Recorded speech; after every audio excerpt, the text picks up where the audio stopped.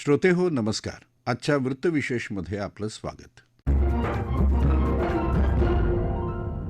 श्रोते हो, आधी विलंब आणि नंतर अनेक पातळ्यांवरच्या घडामोडीनंतर राज्यातल्या स्थानिक स्वराज्य संस्थांसाठी उद्या प्रत्यक्ष मतदान होणार आहे. याच पार्श्वभूमीवर या निवडणुकांशी संबंधित विविध पैलूंवरची चर्चा आपण आजच्या वृत्तविशेषमध्ये करणार आहोत. श्रोते हो नमस्कार. राज्यात मोठ्या विलंबानंतर स्थानिक स्वराज्य संस्थांच्या निवडणुकांचं बिगुल अखेर वाजलंय. मुंबई, पुणे, नागपूर यासारख्या मोठ्या महानगरपालिकांसह अनेक जिल्हा परिषदांची मुदत गेली 2 ते 3 वर्षांपूर्वी संपली आहे. तर काही ग्रामपंचायती आणि नगरपरिषदांसाठी उद्या प्रत्यक्ष मतदान होत आहे. मुळात या निवडणुका वेळेवर का होऊ शकल्या नाहीत, यामागे ओबीसी आरक्षण, प्रभाग रचना आणि कोविड-19चा दीर्घकालीन प्रभाव अशी अनेक कारणं होती.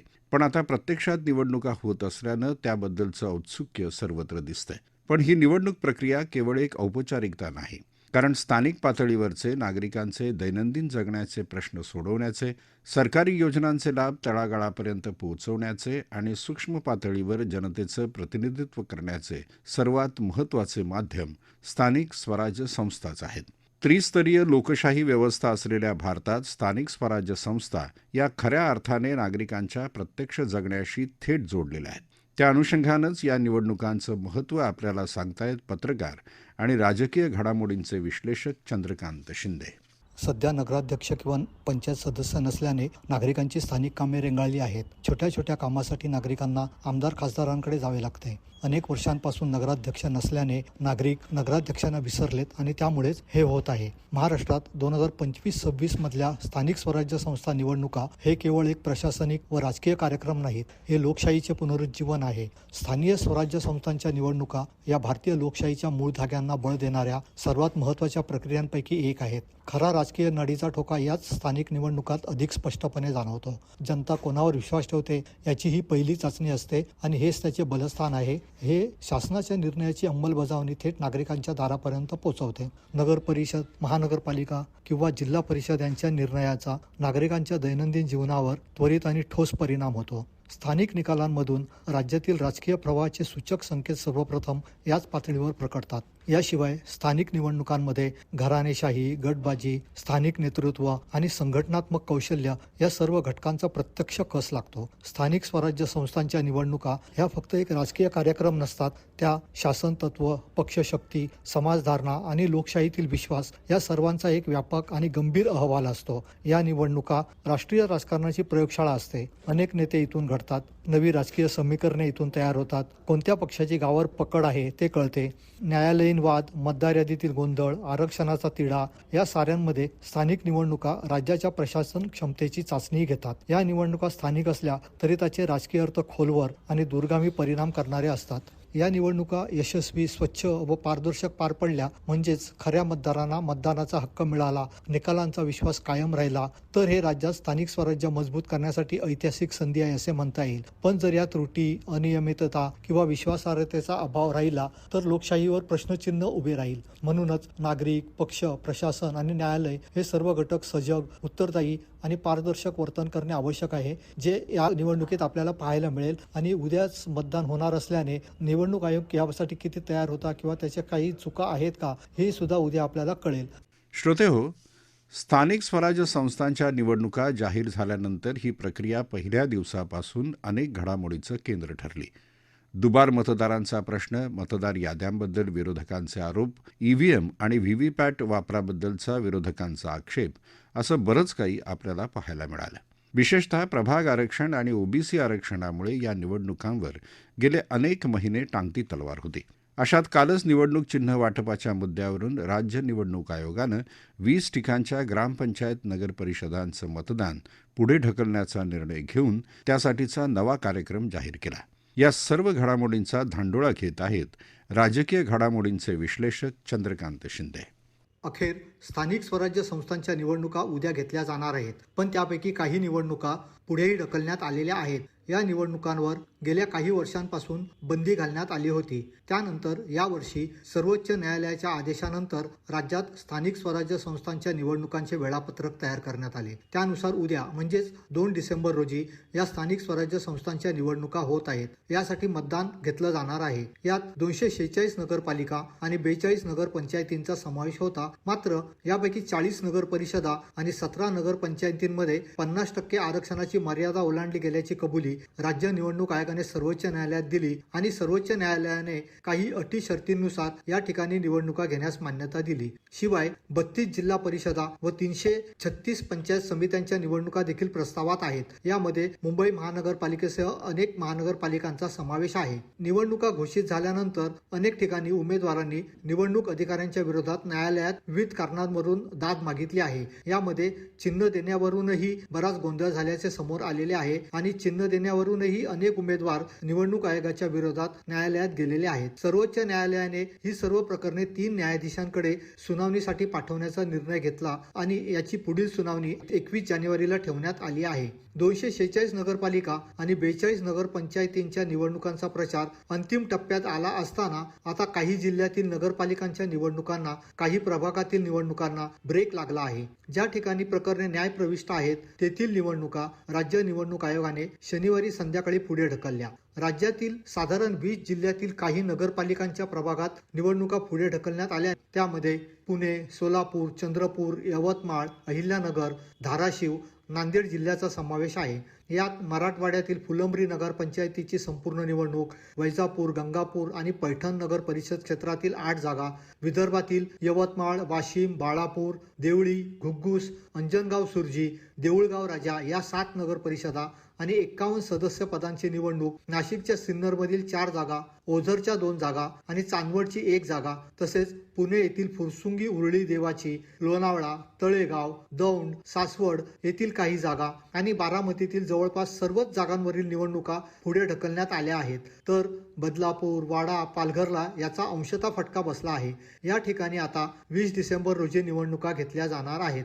खरं तर निवडणुकांच्या प्रचार तोफा अंतिम टप्प्यात आल्या असतानाच काही नगरपालिकातील विविध प्रभागांच्या निवडणुका पुढे ढकलण्यात आल्याने कार्यकर्ते नाराज आहेत. आज सोमवारी रात्री 10 वाजेपर्यंत प्रचाराचा शेवटचा दिवस आहे. असे असताना उद्या होणाऱ्या निवडणुका अचानक 20 तारखेपर्यंत पुढे ढकलल्याने फक्त कार्यकर्तेच नव्हे तर विविध नेत्यांच्या पक्षांमध्येही नाराजी निर्माण झालेली आहे. 20 डिसेंबर रोजी होणाऱ्या मतदानाचा सुधारित कार्यक्रम जाहीर करण्यात आलाय. यापूर्वी न्यायालयीन प्रक्रियेत मंगळवेढा नगरपालिकेची निवडणूक अडकली होती. नगराध्यक्ष पदाच्या उमेदवारांबाबत असणाऱ्या न्यायालयीन केसेसचे आदेश 27 नोव्हेंबरला आल्याने मंगळवेढा नगरपालिका निवडणुकीला निवडणूक आयोगाने स्थगिती दिलेली होती. आता मंगळवेढा नगरपालिका निवडणुकीचा सुधारित कार्यक्रम जाहीर करण्यात आला आहे. निवडणूक आयोगाच्या निवडणुका पुढे ढकलण्याच्या निर्णयाला मुख्यमंत्री देवेंद्र फडणवीस यांच्यासह विरोधी आणि सत्ताधारी पक्षांच्या नेत्यांनीही विरोध केलेला आहे. या निवडणुका म्हणजे सरकार आणि निवडणूक आयोगासाठी डोकेदुखी ठरत असल्याचे यावरून स्पष्ट दिसून येते.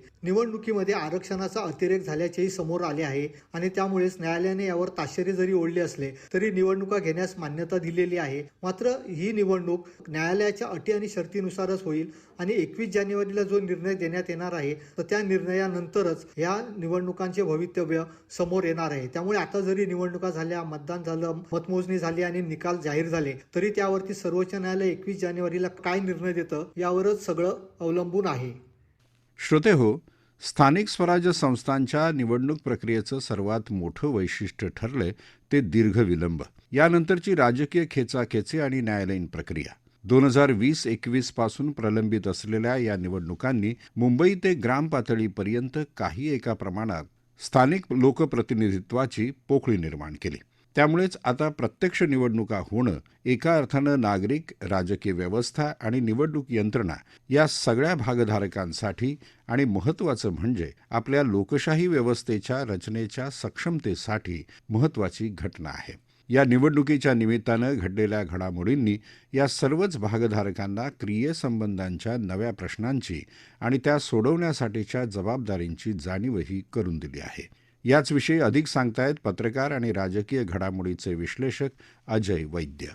महाराष्ट्रामध्ये स्थानिक स्वराज्य संस्था निवडणुकांची सुरुवात आता झालेली आहे. उद्यापासून काही ठिकाणी निवडणुका होत आहेत, तर काही ठिकाणी नंतर होणार आहेत. अनेक ठिकाणी निवडणुका जाहीर होऊन न्यायालयीन कारणांमुळे स्थगित कराव्या लागलेल्या आहेत. काही निवडणुकांच्या अजून तारखा जाहीर व्हायच्या आहेत. आपल्याकडची जी एकूण लोकशाही व्यवस्था आहे ती त्रिस्तरीय आहे. तिसरा स्तर म्हणजे स्थानिक स्वराज्य संस्थांच्या निवडणुका. आता ह्या निवडणुका ज्या असतात त्यांचं एक वेगळं महत्व आहे. त्याचं कारण सर्वसामान्य माणसांचे जे दैनंदिन प्रश्न असतात, त्यांच्या ज्या अडचणी असतात काही, त्या सोडवण्यासाठी त्यांना सर्वात जवळचं काय असतं तर ते स्थानिक स्वराज्य संस्था. आता झालं होतं असं महाराष्ट्रामध्ये की काही न्यायालयीन प्रक्रियांमुळे ह्या निवडणुका लांबलेल्या आहेत. त्याचं मुख्य कारण जे होतं ते आरक्षण. तर ह्या निवडणुकांमध्ये जे आरक्षण द्यायचं होतं ते किती टक्के कुठे दिलं जावं ह्या सगळ्यावरून अनेक वाद होते. त्या संबंधात काही जण न्यायालयात गेले आणि ह्या न्यायालयीन प्रक्रिया लांबत राहिल्यामुळे ह्या निवडणुका त्या पुढे ढकलल्या गेल्या. आता त्या शेवटी होत आहेत निवडणुका. अजूनही त्यातले पूर्ण प्रश्न न्यायालयातले सुटलेले नाहीत. त्यामुळे सुप्रीम कोर्ट जे आहे सर्वोच्च न्यायालय त्यांनी सुद्धा या निवडणुका आमच्या पुढच्या निर्णयाच्या अधीन असतील असं म्हटलेलं आहे. त्यामुळे ह्यातलं मुख्य कारण जे आहे ते आरक्षणाच्या बाबतीतलं निश्चित स्वरूप न कळल्यामुळे त्यामुळे ह्या निवडणुकांचं पुढे पुढे जाण्याचं कारण ठरलेलं आहे ते. आता ह्या निवडणुका शेवटी होत आहेत. आता ह्या निवडणुका होत असताना सगळ्यात महत्त्वाचा प्रश्न काय आहे की सर्वसामान्य जनता जी आहे त्यांना आपले प्रश्न कोण सोडू शकेल? म्हणजे उदाहरणार्थ पाणी पुरवठा असे जे दैनंदिन प्रश्न असतात त्याची सोडवणूक करण्यासाठी योग्य व्यक्ती तिकडे गेल्या पाहिजेत निवडून असं त्यांना वाटत असतं. आता ह्याच्यामध्ये ह्या निवडणुका राजकीय पक्ष म्हणून लढवत आहेत. अनेक ठिकाणी दोन पक्ष जे एका निवडणुकीमध्ये एकत्र आहेत तर दुसऱ्या निवडणुकीमध्ये एकमेकांच्या विरुद्ध आहेत. त्यामुळे अनेक ठिकाणी लोकांना नेमकं कळत नाही की कोण कोणाच्या बाजूने आणि कोणाला मत द्यावं अशा प्रकारची अवस्था दिसून येते. जर आपण लोकांमध्ये फिरलो तर ते ऐकायला मिळतं. जो एकूण चित्र दिसतंय ते महाराष्ट्रात तरी आजवरच्या कोणत्याही स्थानिक स्वराज्य संस्थांच्या निवडणुकांमध्ये दिसलं नव्हतं. राजकीय पक्षांकडून असं सांगितलं जातं की ह्या निवडणुका ह्या कार्यकर्त्यांच्या निवडणुका आहेत आणि त्यामुळे कार्यकर्त्यांना संधी मिळावी म्हणून आम्हाला अनेक ठिकाणी वेगळं लढावं लागतं वगैरे असं म्हणतात. अशा प्रकारची राजकीय सगळं वातावरण निर्माण आहे. ह्या निवडणुका उद्यापासून ज्या होत आहेत त्या महाराष्ट्र राज्य निवडणूक आयोग घेणार आहे. आता ह्याच्यामध्ये आपल्याला पाहायला मिळतं की अनेक ठिकाणी मतदार याद्यांमधले गोंधळ वगैरे अशा घटना घडत आहेत. त्याच्याबद्दल तक्रारी आहेत आणि त्यामुळे ह्या निवडणुका ज्या आहेत त्याच्यात ही सगळी जी एकूण व्यवस्था आहे सिस्टीम ज्याला म्हणतो आपण ती अधिक सक्षम करण्याची आवश्यकता आहे. अधिक कार्यक्षम करण्याची आवश्यकता आहे. कारण हा सगळा म्हणजे आपल्या लोकशाहीचा पाया आहे ह्या निवडणुका म्हणजे. आता ह्या निवडणुकांमध्येच लोकांना खात्री नसेल की हे निवडणुका बरोबर होत आहेत की नाही वगैरे असं तर त्यामुळे मग लोकशाहीवरचा विश्वास हळूहळू लोकांचा उडत जातो. त्यामुळे ह्या सगळ्या संस्थांची ही जबाबदारी आहे की ही सगळी जी निवडणुकीचं काम असो बाकी निर्णय कुठचे इतर असो ते जास्त काळजीपूर्वक घेतले जावेत आणि जास्त दक्षतेने त्या बाबतीतलं काम केलं जावं. सगळं एकूण यंत्रणा राबवली जावी. दुसरं म्हणजे जेव्हा काही अशा प्रकारचे प्रश्न निर्माण होतात म्हणजे निवडणुकांच्या पद्धतीबद्दल अंमलबजावणीबद्दल तेव्हा जे संबंधित आहेत म्हणजे उदाहरणार्थ निवडणूक आयोग तर त्यांनी निश्चित अशा भूमिका स्पष्ट केल्या पाहिजेत. लोकांच्या मनातला शंका कुशंका दूर होतील अशा प्रकारे त्यांनी लोकांच्या समोर मांडलं पाहिजे सगळं आणि त्यामुळे ह्या सगळ्यांची जबाबदारी आहे की हे सगळं चित्र बदलून लोकांना ह्याबद्दल जास्ती आस्था वाटेल आणि ही निवडणूक प्रक्रिया त्यात लोक मोठ्या संख्येने सहभागी होतील. तर ह्या सगळ्याची काळजी सर्वांनी मिळून घेतली पाहिजे आणि अशी आपली जी निकोप लोकशाही म्हणतो तशी झाली पाहिजे आणि तरच आपलं पुढचं सगळं भवितव्य जे चांगलं राहील.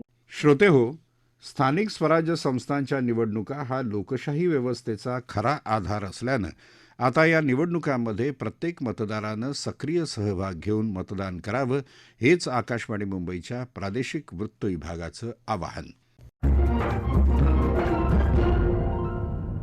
श्रोते हो, आपला वृत्तविशेष हा कार्यक्रम आपण न्यूज ऑन AIR या ॲपवर लाईव्ह ऐकू शकता. यासोबतच आमच्या मुंबई एअर न्यूज या यूट्यूब वाहिनीवर तसंच आकाशवाणी मराठी बातम्या या पॉडकास्ट चॅनलवर देखील या कार्यक्रमाचं ध्वनिमुद्रण आपल्याला कधीही ऐकता येईल. याबरोबरच आजचा वृत्तविशेष हा कार्यक्रम संपला. हा कार्यक्रम आकाशवाणी मुंबईच्या प्रादेशिक वृत्त विभागानं सादर केला.